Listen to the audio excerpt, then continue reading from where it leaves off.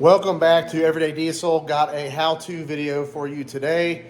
Today we're going to be installing a new billet turbo actuator on our 6.7 Cummins.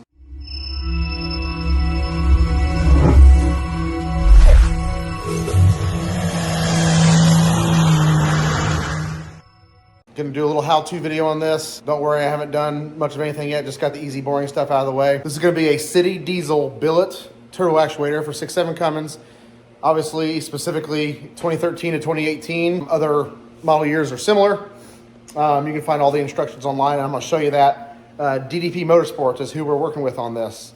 They are the place to go to buy this part. City Diesel sells only through dealers, DDP Motorsports being one of their biggest dealers, and easily my go-to for these kind of parts, and I'll show you why. They go above and beyond on certain things like instructional videos, help you with your core. They have good customer service, just period. So let's get into it. All right, so real quick, let's talk about this for a second. I will post a link in the description to a unboxing video I did on this, because this is not exactly how this comes. Real quickly, I'll go over it again. You get two boxes. Again, DDP Motorsports, they put a little bit more extra information on these boxes, kind of tell you what parts go where, some QR codes that goes to their website, parts list, and this takes you to, I think, to directly where you purchase this from, which has links to a how-to video, installation instructions, if you would rather have like written instructions that you can print out with pictures, as well as core return information. So really cool, made in the USA, City Diesel. I don't think there's really any packaging from City Diesel, but if you've looked at turbo actuators for your 6.7 Cummins, you've probably heard of a City Diesel billet actuator, and here it is. So it comes shipped in two pieces. I've already put it together just for the sake of, I mean, it's super simple. But basically, they ship you the gear part in one box and the electronic side in another box, 4 screws and a gasket. You put it together. I believe everything is tested individually, and that's why they do that. I don't know the exact reasoning why they ship it. They don't just ship it like this. It'll also come with a baggie here with your new install bolts that installs it to the turbo. So you're not reusing your factory bolts that are probably corroded anyways. New O-rings, which are, I believe, OEM quality or OEM O-rings. And then it also comes with this little jumper wire here, which basically connects their harness to the factory truck harness. So I've already put this together. I've already put the O-rings in it. It's ready to go. I've also already done the boring stuff. Got it jacked up, got it on a jack stand, pulled the tire off, pulled the fender well out. Let me get a light, because this is where we're going to be doing this from. You can see, there it is right there. Side note, this is my GT Turbos 6364 drop-in replacement turbo from Greg Turner, GT Performance Turbochargers. Any questions on that, make sure you comment below. I also posted a video on that, a little sound clip earlier in the week as well. So check that out. First thing you do on this deal is you drain coolant, because coolant is fed to this turbo, and you need to drain the coolant before you remove that actuator, because you need to have everything dry and free of coolant when you go to install this. I'll show you that more when we get there. Draining coolant on these is, or can be, a pain. I'll show you 2 different ways to do it. I'll show you the way that I prefer it, and I'll show you how you need to be careful with your drain plug. All right, so 2 ways that you can drain the coolant. It is down on the bottom of the radiator on the driver's side. Of course, there's all kinds of stuff in the way, especially on these 4th gens, to get down to it. First way you can do it is you can loosen up your power steering reservoir. It's just 1 bolt. Move it to the side. It gives you room to stick your hand, your whole arm basically straight down this gap here, way down there. Or the way that I found is easier, because it's not that hard to remove these grills. You can remove this grill, which I'm getting ready to do now, and you should be able to access it right through here. I'll show you in a second. Okay, 5 minutes later, you get your engine, your radiator shroud cover off the top. You pull your grill off, 4 bolts, grill comes off in most cases, I believe. And here you can see on this driver's side, you have this big sheet here. Basically, it just comes clipped off from here. And then the drain plug for the radiator is right down. Well, you're not going to be able to see it yet, but I'll get some light on it and show you. But it's right, you just stick your arm right there, through there, and it's right down in there. So very, way easier than destroying your arm. If you got fat arms like me, sticking it down in there with a wrench, trying to get it figured out. So one thing I'm gonna note here, probably the most important part about this, and I'll tell you why. This is a brand new radiator and there's a reason for that. These are plastic tanked radiators, meaning they also have a plastic drain plug. And this drain plug is a quarter turn and it spins out with an O-ring, basically on like a little ramp. There's ramps inside there, so it tightens in and loosens out. And in my case, it had been used so much, as well as not really knowing what kind of drain plug it was. Mine had, the last time I went to drain this coolant a couple months ago, basically spun, broke those tabs, and it would just spin freely. In other words, the only thing holding it in was the O-ring. There's no way to fix it. You have to replace the whole radiator. I believe it's like $1,100 for a OEM Mopar radiator. Not cool. You have to tear apart the entire front of this truck to replace that radiator. It is not a fun job. So just be very careful when you're doing this. You're going to use a 10 millimeter. This right here is going to be the only tool that you're going to want to use. Focus. Focus. This is the only tool that you want to use to remove or to drain this coolant. The only tool, period. 10 millimeter hex socket. And in this case, a stubby 3/8 ratchet, because it should not be that tight. You do not need to get on it with a big wrench or a big ratchet to loosen it. On older trucks, that O-ring probably tends to get pretty brittle or stuck, so you're going to need to do a back and forth type deal. You don't want to really loosen it hard. It should not be super hard to loosen. So if you feel a lot of tension, you're going to want to go back and forth and work that out. I can't stress it enough. You just simply don't want to replace this radiator in these trucks.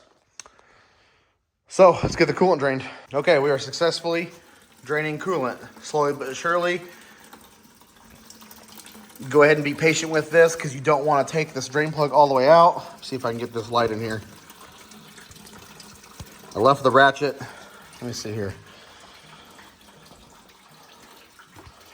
You can kind of see it down there. All right, there's a decent vantage point. You can see the, let me try to zoom in on this thing. I left the ratchet on there, 10 millimeter hex socket. Got the drain plug twisted out and then just letting it drain. I'm not removing the plug all the way. And I'll be able to screw that right back in once enough coolant's coming out.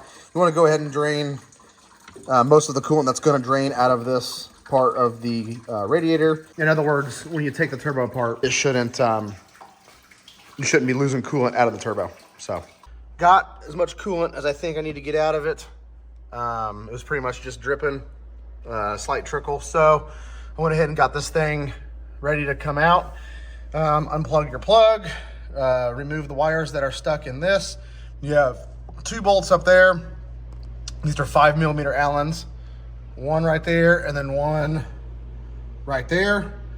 This one's gonna be the hardest to get, but I was able to pop it loose with an Allen key, and then I'm gonna just work it out. Hopefully it starts to spin out. Luckily for me, this turbo is not very old, so it came out pretty easy.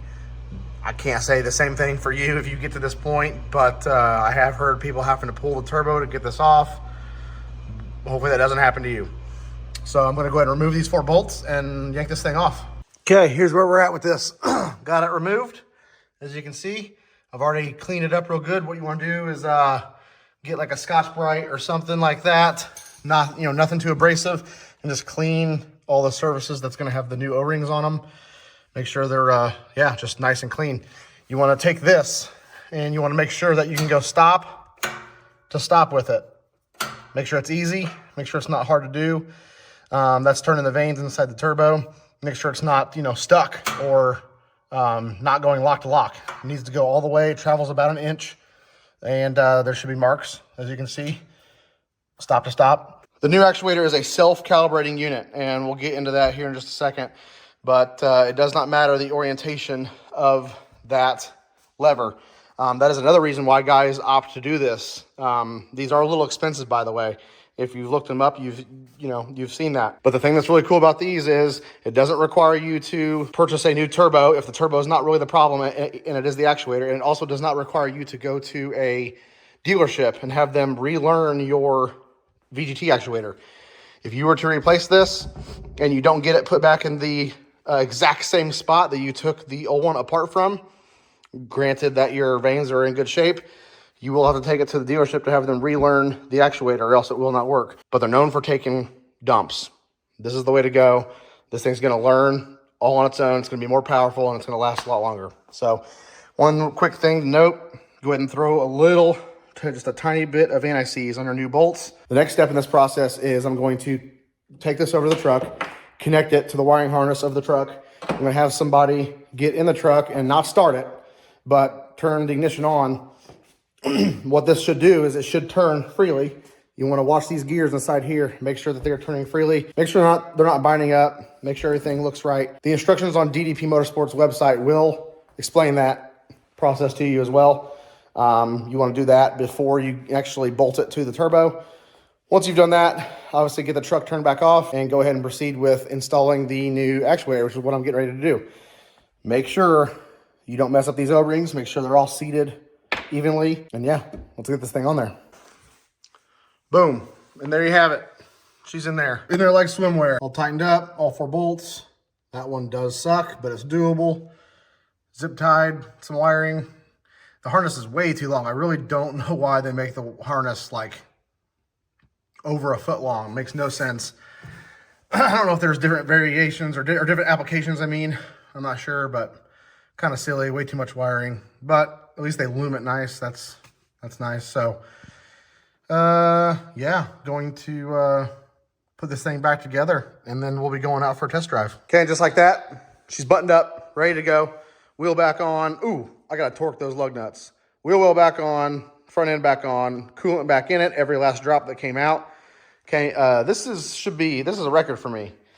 That's the most coolant, or the least coolant I've ever spilt doing a job like this. So I'm pretty proud of that. So I'm gonna back this thing out, let it warm up for 5 minutes or so. It's like 45 degrees outside, and go drive it.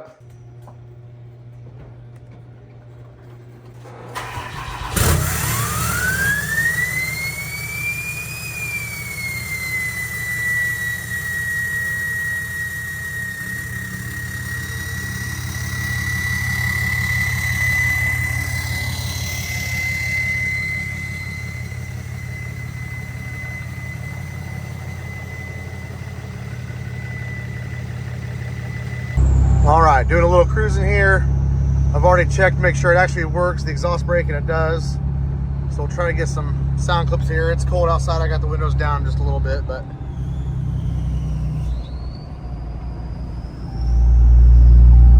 let's see if we can get some good clips here. It works. It works great. That's what we came here to do. So